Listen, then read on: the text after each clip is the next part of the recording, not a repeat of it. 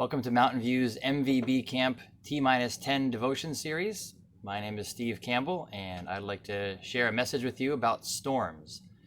And to do that, we're going to turn to Psalm 107. While you're turning there, I might just give a little memory about some of the storms that have been experienced up at Mountain View. If you've ever been on the mountain at camp during one of those summer thunderstorms, you've really seen some power. They've been some tremendous storms up there, and it's pretty amazing to see the torrential rain and the wind sweeping across the field there, and lightning and thunder in combination, louder maybe and more powerful than you might have ever thought you would see. There it is, right there. The storm sometimes seems like it's right on top of camp itself. And storms are pretty impressive experiences. They're a little terrifying if you are right in the middle of a really traumatic one. And the folks in Psalm 107, they're experiencing that. It refers to some sailors who are on the sea. It says that they're facing the stormy wind in verse 25, the waves of the sea lifting them up to the heavens and then throwing them down to the depths. They're reeling to and fro and staggering across the deck of the ship. They're at their wits' end. They cry to the Lord in their trouble. But then it says that he delivers them out of their distresses. He calms the storm in verse 29. Its waves are still. Another translation says it kind of poetically the other way around. He makes the storm a calm. I kind of like that. He turns the storm into something calm. And we often really appreciate that character of God, the fact that he turns the storm into something that is calm. He brings peace on the stormy sea. Life is full of storms like that, and we often comment on that metaphor, the idea that life is full of those kind of storms. And right now we have some pretty difficult storms of life in our worlds, in our day-to-day experiences. And I bet if we reached back randomly into some other year of our lives and just pulled that year out to look at it, we'd find some pretty difficult storms then too. We realize that there are storms just one day to the next, 1 year to the next. Some storms last for a very long time. Some storms are very intense, and then we kind of forget about them perhaps because they get replaced by something else. But life is full of storms, and we often encourage ourselves and we encourage one another. Just remember, God is the one who brings calm in the storm. What's interesting is in Psalm 107, though, is that if we look back at verse 25, it says that God commanded this storm that these sailors were facing. He commands and raises the stormy wind, which lifts up the waves of the sea. And that part of God's acts of power, sometimes that startles us a little bit to think that, oh, it might have been God himself who brought this storm. We would maybe put ourselves in the place of those sailors and say, why would God raise a storm when he just was going to calm it later? Why did he make us go through this storm if he just was going to answer our prayers? And it is something that's kind of thought-provoking to focus on why it is that God sometimes raises the storm that we face. We'll touch a little bit about that and a couple of additional thoughts. And I'm going to turn now to the book of Jonah. Jonah Chapter 1. We find an example when God raised a storm. It says here that Jonah was sent to Nineveh, chapter 1, verse 2. God himself sent him to Nineveh to cry out against it. God wanted the message of judgment to come because of their wickedness. Jonah knew that if the message of judgment was coming, that God would also offer mercy. And in Jonah's stubbornness and in his nationalistic pride, he wasn't interested in offering any room for repentance to those unrighteous, wicked people of Nineveh. They really were characterized by some really unrighteous acts.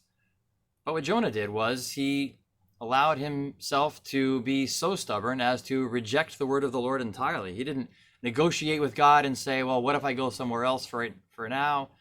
No, he actually wanted to flee from the presence of the Lord. It says in verse 3. He went to the port of Joppa, found a ship going to Tarshish, a long way in the opposite direction from Nineveh. And there he boarded the ship, went down into the hold, and went to sleep. The ship left port and headed out to sea. But it says that the Lord sent a great wind on the sea. Verse 4.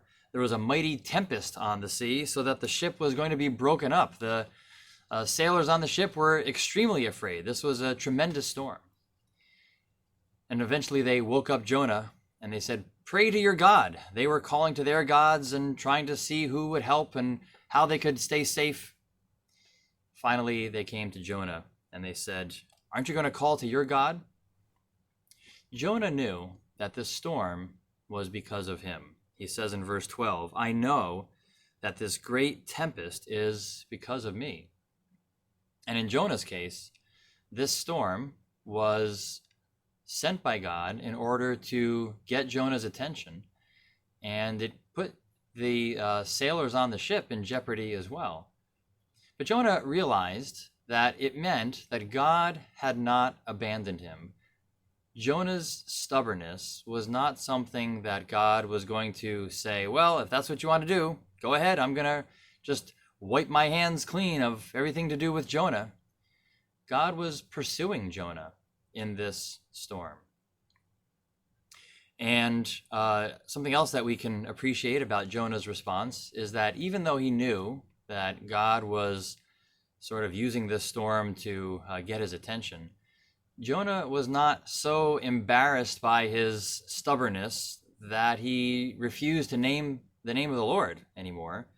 He said in verse 9, "I fear the Lord, the God of heaven, who made the sea and the dry land."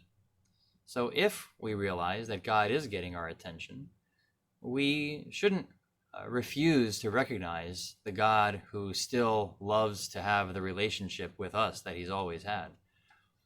If God just abandoned Jonah to his own stubbornness, that would be a very weak kind of response. But here is the persistent God of heaven who is not going to let Jonah go as far as Jonah himself wanted to go. God is going to do what it takes to keep him near.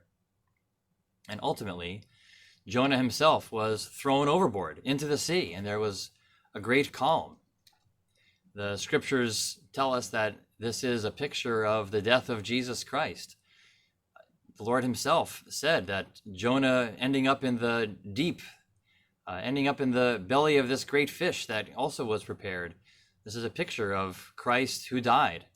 Jonah had to be sacrificed in a way for these sailors to be safe. Christ has been sacrificed for us if we are to be preserved from the storm of God's judgment. But I'd like to make a little application for us in this consideration of Jonah as a servant of the Lord. And that is that when stubborn Jonah was thrown overboard, that's when the sailors were able to recognize that the God of heaven was the God who wanted their relationship as well. Stubborn Jonah had to get taken out of the way. And finally, repentant Jonah comes out of the water in chapter 2, the end of chapter 2, and then in chapter 3 of this book. And he wasn't perfect. He still had some stubbornness and still had some dissatisfying characteristics. But he wasn't the same prophet as he was because of this storm. And I would just suggest that when we are in the storms of life, it's not to say that every storm is that God is trying to correct our stubbornness or correct our straying ways. But here's what we can say. We can say that every storm is allowed by God's sovereign power. And whether he brought it by design for our personal learning, or whether he just is going to do something through it, every storm can be used in God's plans. God uses everything for our good. Psalm 107 ends that little passage by saying, "Oh, that men would give thanks to the Lord for his goodness and his wonderful works to the children of men." Let's give thanks to the Lord, even in the storm.